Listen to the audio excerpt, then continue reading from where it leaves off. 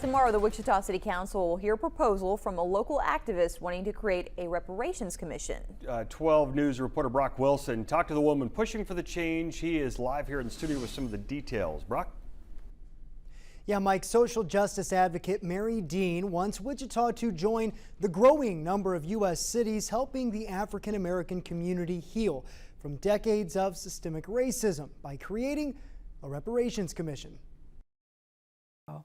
Join other cities around the country to do the right thing. Kansas Justice Advocate President Mary Dean says she was motivated to push for change in Wichita when she found out Kansas City, Missouri formed a reparations commission. We need to start healing our people with the traumas that they have been suffering with systemic racism for decades. And that means creating a reparations commission here. I want Wichita to become one of those cities. And Wichita City Councilman Brandon Johnson agrees. I think a commission on reparations is always a good thing. Black Americans are owed quite a bit and, still have some injustices and things that need to be righted in this country. However, support from the City Council is only the first step. Councilman Johnson says if Wichita forms a reparations commission, it would likely only be able to make recommendations. As far as the funding aspect and how to make that work, I think that probably would end up at the state level. But the first step will be getting the proposal in front of the City Council, and Mary believes now is the perfect time to do it. Now here we are in the month of February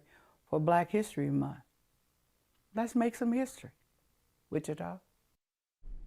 Now, Councilman Johnson says it's hard to know how much support Mary's proposal will have from the full City Council. However, he says right now her documents are being reviewed by the city's legal team, and he believes the city could at least have a discussion about it in the next 30 to 60 days.